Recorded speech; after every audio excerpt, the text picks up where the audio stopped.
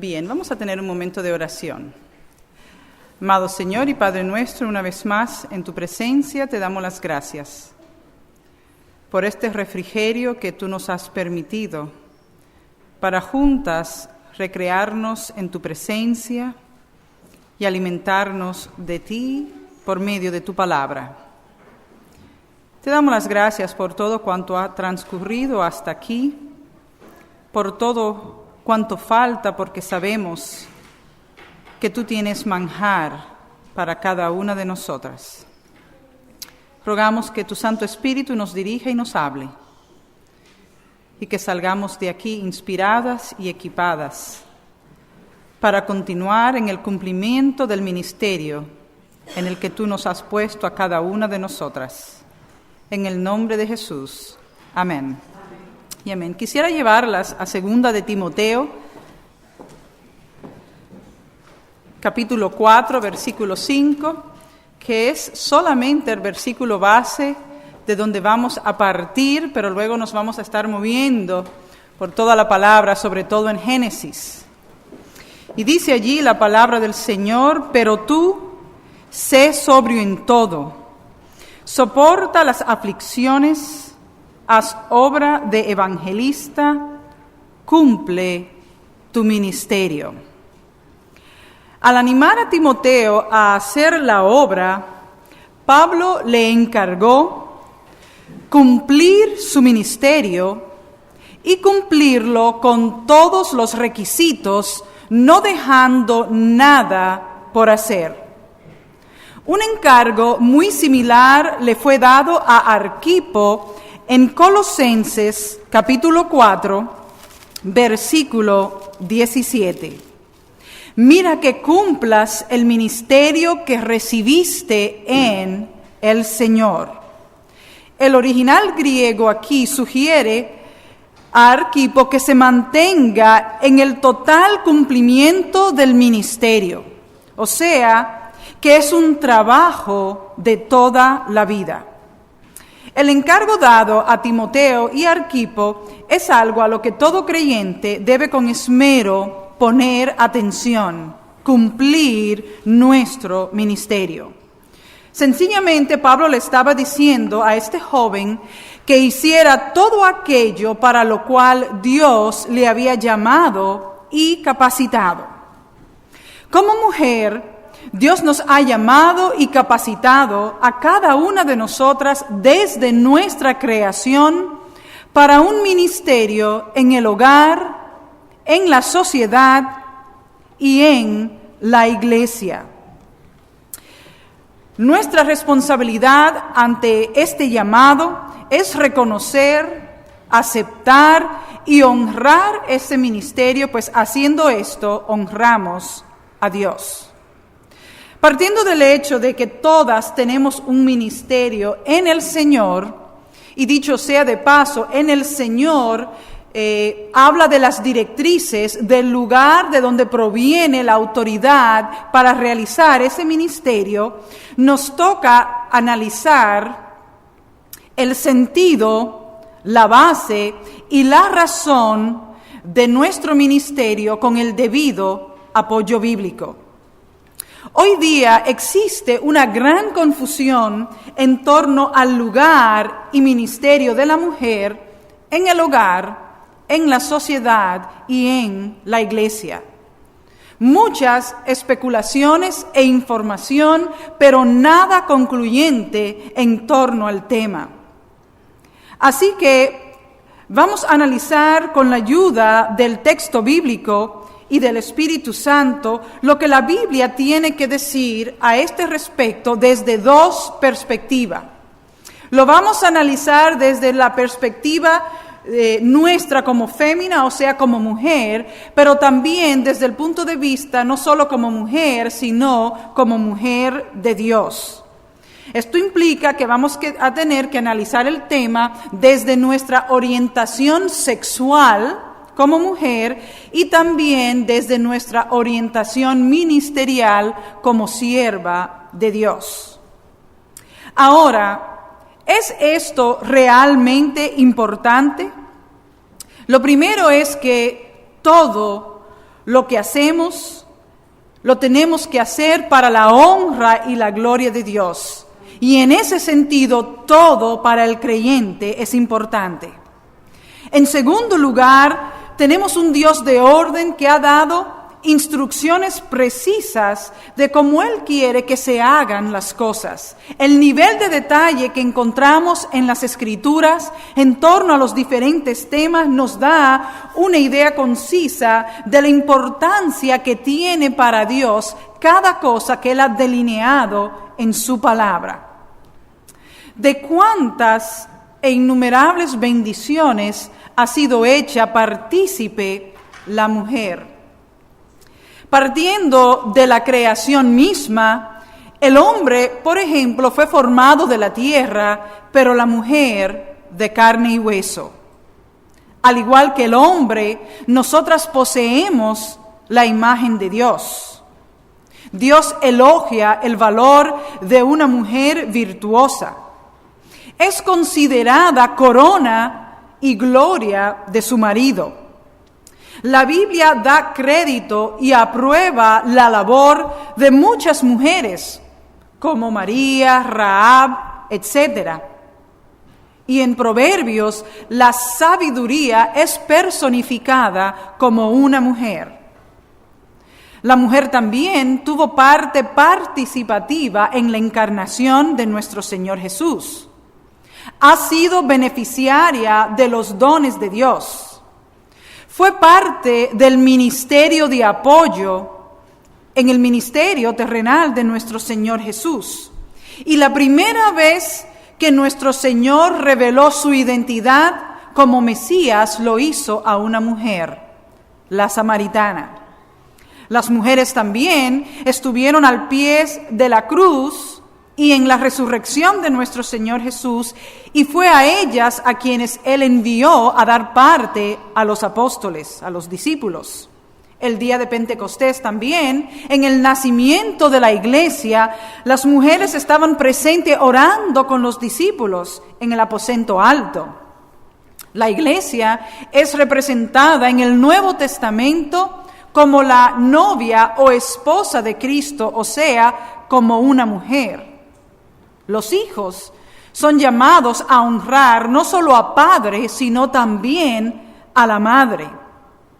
La Biblia distingue las obras, el testimonio, la doctrina y la hospitalidad de la mujer. La segunda carta de Juan es escrita a una mujer preponderante dentro de las congregaciones que el apóstol Juan supervisaba. Le escribe a la señora elegida.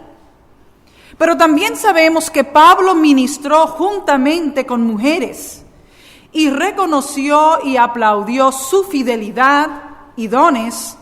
Y como si fuera poco, la palabra de Dios manda que a la mujer se le honre y se le trate como a vaso más frágil. ¡Cuánta distinción, respeto y valor tiene la mujer para con Dios! ¿Se había realmente usted detenido alguna vez a pensar en todas estas cosas? Sin embargo, no es esto, no es nuestro valor como mujer lo que está en tela de juicio, sino nuestra posición o ministerio dentro del hogar, la sociedad y la iglesia.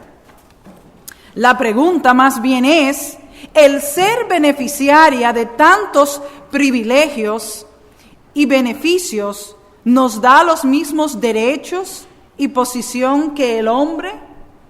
¿O existe alguna diferencia? En tiempos como los que vivimos, donde hay tanta objeción, ¿tiene usted suficiente base bíblica para apoyar y demostrar el punto que usted cree y defiende? Es muy importante que nosotras estemos bíblicamente claras. En Mateo capítulo 19, durante un intercambio con los fariseos, Jesús nos da la clave para entender la voluntad y el diseño de Dios en cuanto a la posición y el rol de la mujer y del hombre. Allí, en este pasaje, Él nos da los principios para interpretar correctamente las Escrituras, para trazar bien la palabra de verdad. Allí vamos a encontrar algunos principios de interpretación que enseña el pasaje. Hace rato que...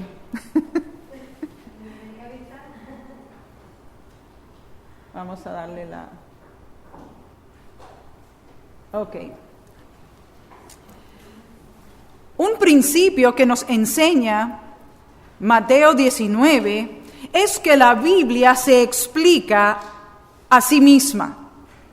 En segundo lugar, otro principio que nos enseña el pasaje de Mateo 19 es que los pasajes más oscuros y difíciles de entender se interpretan a la luz de los más claros. Y tercero, que para entender algunos temas tenemos que remontarnos al lugar de la primera mención, o sea, donde se menciona por primera vez en la Biblia. Así que para contestar la pregunta maliciosa de los fariseos, Jesús se vale de estos tres principios. Y fíjense en el pasaje que Jesús contesta la pregunta de los fariseos sobre el divorcio, eso es lo que le están preguntando, con la palabra. En segundo lugar, cita un pasaje más claro y de fácil entendimiento. Y en tercer lugar, se remonta al lugar donde se menciona por primera vez en las Escrituras. ¿Qué hizo Jesús? Se fue a Génesis. Se fue al libro de Génesis y dejó que Génesis hablara por sí mismo. Los escritores del Nuevo Testamento, y en especial Pablo, siguieron esta misma norma interpretativa de las Escrituras. La mayoría de los pasajes que tratan sobre la posición y el rol de la mujer y el hombre en el Nuevo Testamento hacen referencia explícita o implícitamente al Génesis. Veamos algunos ejemplos para tomar ideas. Si vamos a 1 Corintios, capítulo 11, los versículos del 2 al 16, dice el versículo 7, porque el varón no debe cubrirse la cabeza, pues él es la imagen y gloria de Dios, pero la mujer es gloria del varón. Porque el varón no procede de la mujer, sino del varón. Están hablando de Génesis. Y tampoco fue creado por causa de la mujer, sino la mujer por causa del varón. Entonces vemos que al explicar el por qué la mujer debe cubrirse, se está remontando a Génesis, a la creación, para dar explicación. Si vamos a Efesios capítulo 5, para ver un ejemplo más dentro de los varios que podemos encontrar, Efesios 5, donde habla de el hecho de someternos unos a otros, Efesios 5, los versículos del 21 al 32, dice el versículo 22, las casadas estén sujetas a sus propios maridos como al Señor. Porque el marido es cabeza de la mujer, así como Cristo es cabeza de la iglesia, la cual es su cuerpo, y Él es su Salvador. Así que como la iglesia está sujeta a Cristo, así también las casadas lo estén a sus maridos en todo. Maridos, amad a vuestras mujeres, así como Cristo amó la iglesia y se entregó a sí mismo por ella. Pero saltando un poco más abajo le dice en el versículo 28, así también los maridos deben amar a sus mujeres como a sus mismos cuerpos. El que ama a su mujer, a sí mismo se ama, porque nadie aborreció jamás su propia carne, sino que la sustenta y la cuida, como también Cristo a la iglesia. Si vamos a Génesis, vamos a encontrar que cuando Dios creó a la mujer, no la creó de la tierra como al hombre, sino de una costilla del hombre, o sea, es carne de su carne y hueso de sus huesos. A tal punto que cuando Dios se la presentó, se la trajo a Adán, Él dijo, esta es ahora carne de mi carne y hueso de mis huesos. Así que vemos que ya sea de manera explícita o implícita, encontramos que estos pasajes donde tratan sobre el rol del hombre y la mujer, del esposo o la esposa, al citarlos y apoyar, ellos van al inicio, al libro de Génesis.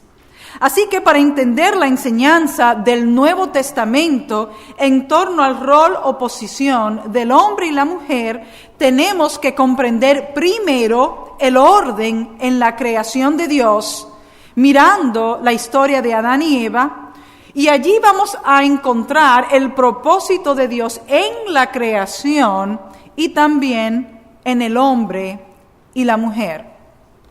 Existen 3 pasajes centrales en Génesis, o sea, en el Antiguo Testamento, que citan los autores del Nuevo para aclarar y explicar la relación y posición entre el hombre y la mujer. Estos 3 pasajes son los que tienen acá arriba, que son los primeros 3 capítulos del libro de Génesis. Hablando de la creación de la raza humana y la mujer, aunque Génesis capítulo 1 es un recuento general de la creación de Dios, contiene detalles muy importantes en el versículo 26. Y dice allí que la Trinidad, habla en plural, hagamos, ¿verdad? Dios consultando con el consejo divino, con el Padre, Hijo y Espíritu Santo, hagamos al hombre a nuestra imagen. Estaba hablando de la creación de la raza humana. De manera que conforme a su imagen y semejanza los crea, y dice que ellos debían señorear en la vida marina, en las aves del cielo, en las bestias, en toda la tierra, o sea, en el mundo, y en todo animal que se arrastra sobre la tierra. Señorear en todas estas áreas era factible, excepto en una, la tierra. ¿Por qué? Porque aún no existían más personas. ¿Cómo iban a señorear en el mundo? ¿Cómo iban a sojuzgar el mundo si aún no habían más habitantes? Para poder cumplir con este mandato de señorear la tierra, Dios le dio a ambos, a Adán y Eva, la bendición creativa de poder engendrar otros seres humanos. Por eso en el versículo 28, Dios replantea lo mismo que dijo en el versículo 26, pero ahora con una ampliación o corrección. Y ahora dice: y los bendijo Dios y les dijo, fructificad y multiplicaos, llenad la tierra y sojuzgadla, y luego sigue, y señoread aquí, aquí, aquí y allá. Pero ya luego amplía, ¿verdad? Dando un poco más de sentido, puesto que aún ellos no podían señorear en la tierra. Así que vemos que una facultad que estaba en la sola potestad de Dios, ahora Él la divide entre el hombre y la mujer, para que juntos hagan lo que Él hizo, o sea, crear más seres humanos. Al hacer esto, Dios crea una empresa reproductora de seres humanos en donde se hace imprescindible la colaboración mutua del hombre y la mujer. Esta empresa tenía por objeto crear la sociedad que luego ellos iban a sojuzgar. ¿Por qué? Porque no es bueno que el hombre esté solo. Dios hizo al hombre para vivir en sociedad. La sociedad que luego Él iba a redimir. Así que el hombre y la mujer son esenciales para que la sociedad exista y funcione bien. Pero como toda empresa que se organiza y se planifica para que todo marche bien y sea próspera, Dios creó un organigrama funcional, dividió las funciones. Dios puso un orden. En Génesis 1:27 dice que Dios hizo varón y hembra. Y es muy significativo que aquí Dios mencione al hombre primero.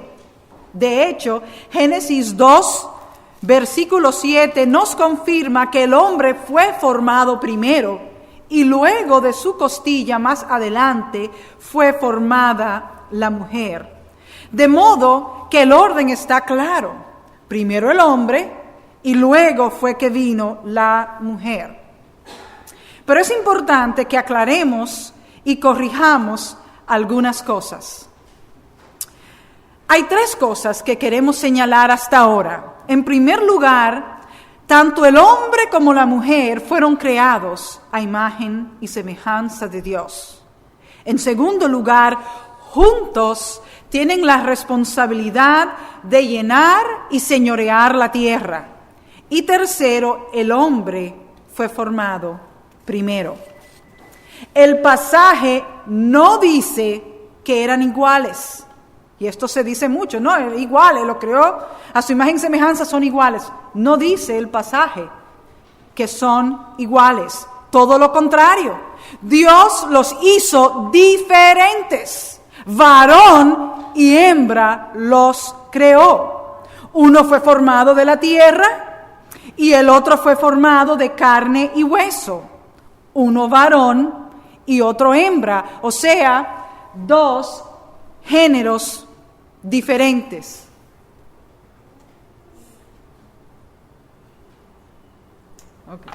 Ok, lo podemos dejar ahí. Como dijera el muy afamado y conocido predicador John MacArthur, decir que el hombre y la mujer son iguales, es decir, que no hay nada especial ni extraordinario en ser mujer. Y qué bueno que el Señor nos hizo diferentes. Señorear significa dominar, controlar, administrar, organizar y cuidar.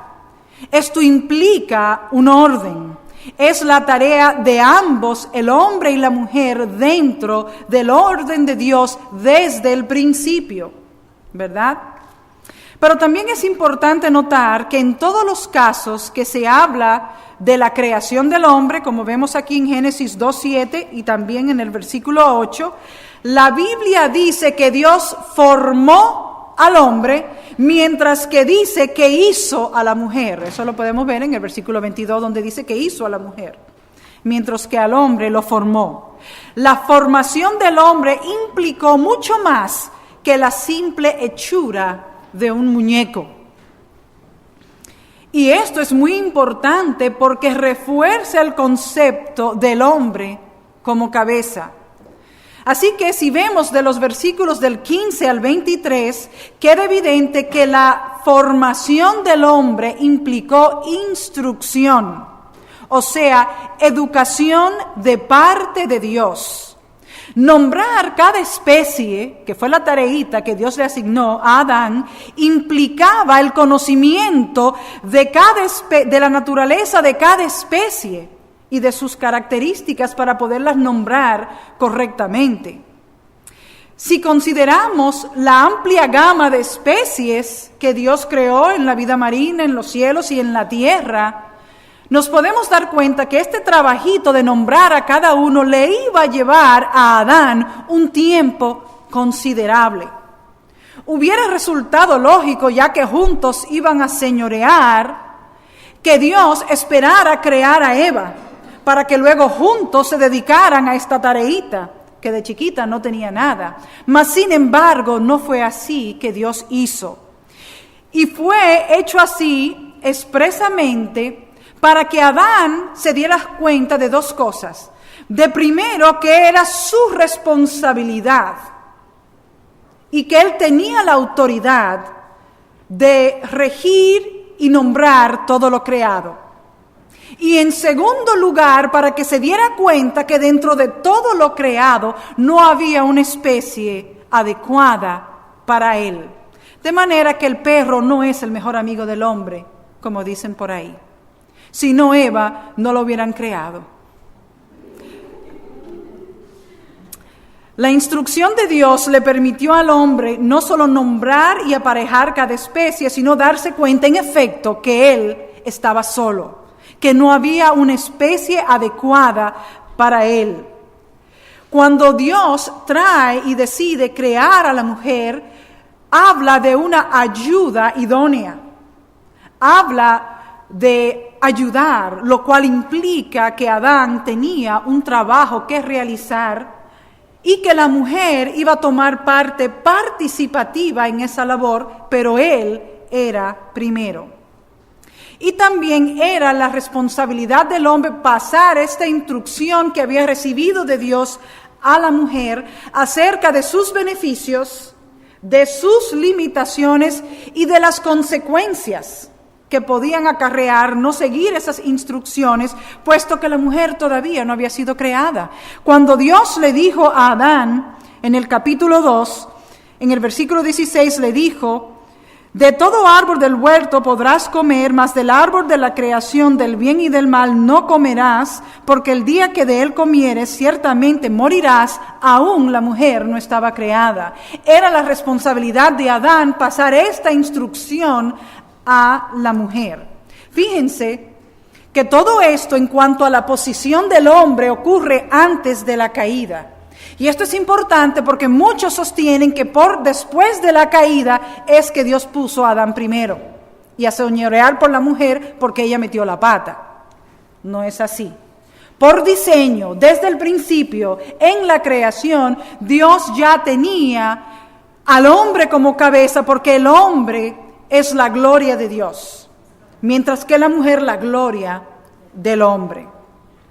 Otros puntos que también valen destacar es que, según el capítulo 2 y los versículos del 20 al 22, la mujer fue creada por causa del hombre y para el hombre, porque no se encontró una especie y una ayuda adecuada para Adán. Fue al hombre que Dios trajo toda especie para que la nombrara, incluyendo a la mujer. Es Adán que le pone nombre a la mujer, porque fue creada del varón. Dice el versículo 23, dijo entonces Adán: esto es ahora hueso de mis huesos y carne de mi carne. Esta será llamada varona, porque del varón fue tomada. Y de aquí es donde vemos en la ceremonia de bodas que el padre trae la mujer al hombre, la entrega al hombre, así como Dios trajo la mujer a Adán. Y finalmente en Génesis 2 vemos una analogía preciosa, ¿verdad? De cuando el padre le entrega al hijo todos sus bienes. Se parece y es análoga con la parábola del hijo pródigo, ¿verdad? Del padre que le entrega todo para que lo cuide y administre. Es lo mismo que hace el padre judío, que le entrega todo a su hijo para que lo administre.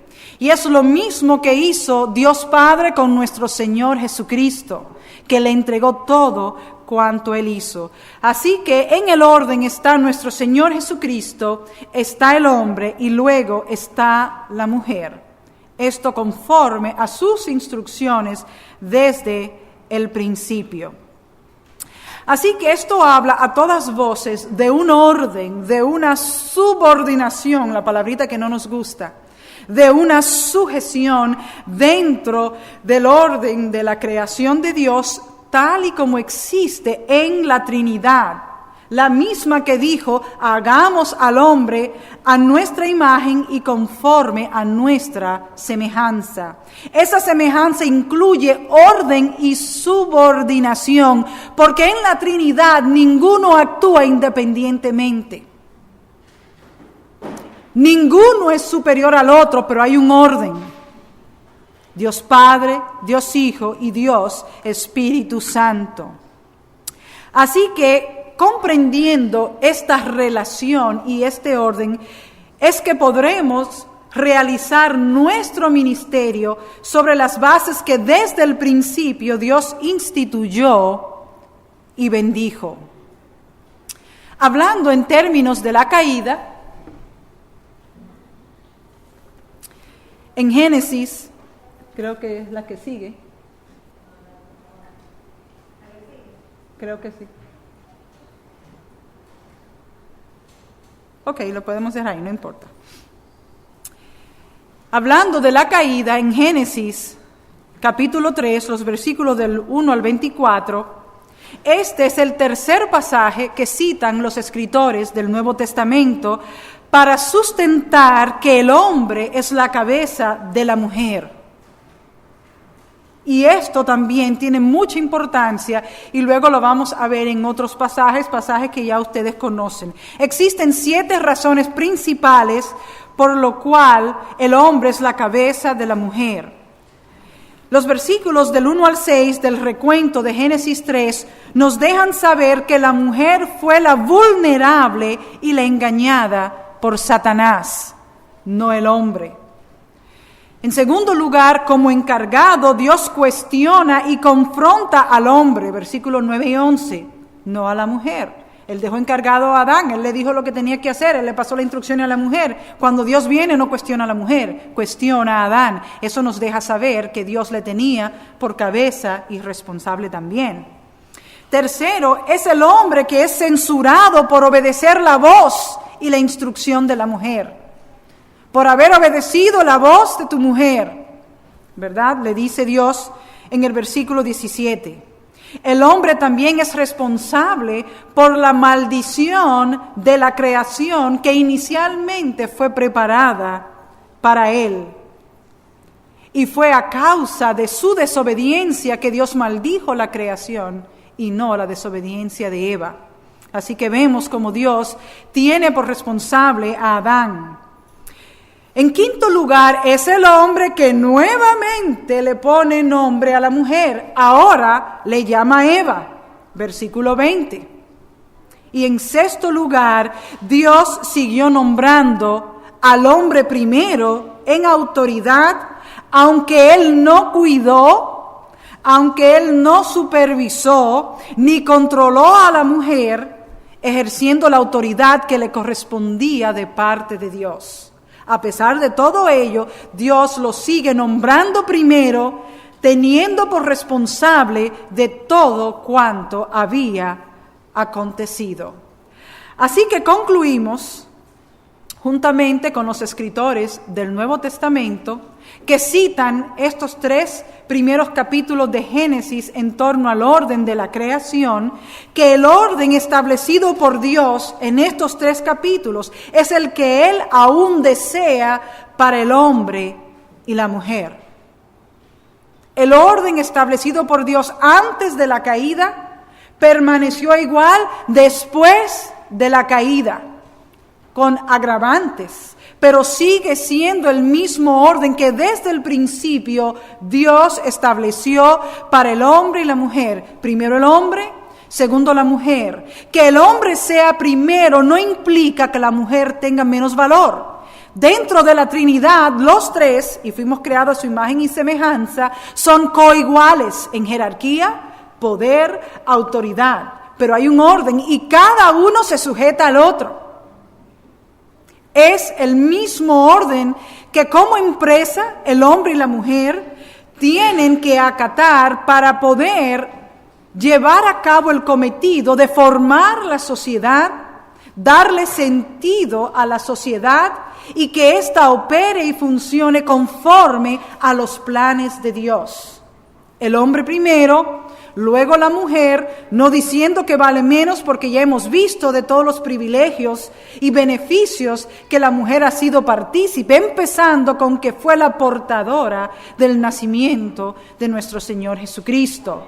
Fue también las primeras que vieron al Cristo resucitado y a quienes encargó que anunciara a los demás que Él aún vivía. Entonces vemos que no le estamos restando valor a la mujer. Existen muchos machistas, y sobre todo el mundo pagano, que insiste en decir que la Biblia devalúa y apoca a la mujer, cuando históricamente es todo lo contrario. Es la Biblia que levanta y dignifica a la mujer. Vemos a lo largo de todas las Escrituras, aún en el Antiguo Testamento, cómo se hace la debida mención y distinción del rol de la mujer y de las esposas de los patriarcas, ya sea para bien como ya sea para mal. Hay libros en la Biblia que contienen el nombre de la mujer. Vemos que la mujer siempre ocupó un papel importante. En el ministerio de Jesús, las mujeres estuvieron presentes. Vemos a Pablo, que muchos dicen que era un machista, como él valoró y trabajaba hombro a hombro también con las mujeres. Estamos hablando de un orden, no de una devaluación. El mundo, por el contrario, ha vilificado a la mujer. El mundo, por ejemplo, la descubre. Somos un objeto de placer para el mundo. Somos para darle uso y rienda suelta a sus malos deseos, mientras que la palabra de Dios, mientras que la Biblia dignifica a la mujer. Y es muy importante que no nos dejemos llevar de estas corrientes malignas que hay en el mundo, que pretenden dejarnos creer que somos menos para nuestro Dios. Mi jefe, donde yo trabajo, es el dueño. Pero yo soy la encargada, pero él es mi jefe. Y así mismo pasa en el hogar. La mujer queda con todo bajo su responsabilidad, pero el hombre es la cabeza. Es a quien Dios le va a pedir cuenta. Y en la medida que progresemos con la segunda parte, nos vamos a dar cuenta el papel tan importante y clave que juega la mujer en el hogar, la sociedad y la controversial iglesia. Vamos a ver el apoyo bíblico que tenemos para sustentar la posición de la mujer en cada uno de estos lugares. Recordemos que los autores del Nuevo, para hablar de nuestra posición, citan el Antiguo. Mas no podemos, para el orden y la práctica de la iglesia, citar al Antiguo. Para la posición del hombre y la mujer sí, pero no para su funcionamiento. Porque en el Antiguo la iglesia era un organismo desconocido, era un ministerio, un misterio, no había sido revelado. Así que no podemos buscar ejemplos, como hacen muchos hoy día, de mujeres haciendo o desempeñando papeles en el Antiguo para querer venir y encajarlos en la iglesia en el Nuevo Testamento. No aplica. La iglesia no había sido creada, iba a operar bajo bases muy diferentes y sobre algo que no existía. Así que el Señor nos ayude a respetar y obedecer el orden establecido por Dios y sobre esa base nosotras poder descubrir y cumplir nuestro ministerio. Oremos. Amado Señor, te damos las gracias.